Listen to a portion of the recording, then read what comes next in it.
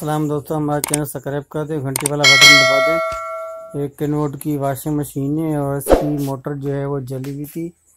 अभी हम इसकी मोटर दूसरी लगाएंगे और इसका थोड़ा सा जुगाड़ करके लगाएंगे ताकि मोटर हमारी जल्दी ख़राब नहीं हो। ये प्लास्टिक की बोतल मैंने यहाँ से काटी है, काट के, और ये मोटर के ऊपर लगा दें।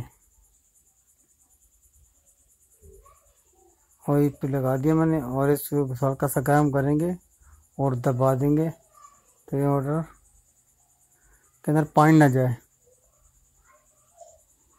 ये हमारा प्लास्टिक ऊपर से जुड़ गया, जो बोतल का मैंने काट के लगाया था, और 3 स्क्रू जो लगे हुए थे वो भी मैंने लगा दिए। ये देखो, अभी ऊपर से सुराख इसके बंद हो गए, ये तीनों। अभी इसको वॉशिंग मशीन के अंदर लगा दिया मैंने। ये हमारी मोटर चल रही है, देखो आवाज़ भी नहीं आ रही, बिल्कुल सुन चल रही है मोटर। ठीक है भाई, खुदा हाफिज़।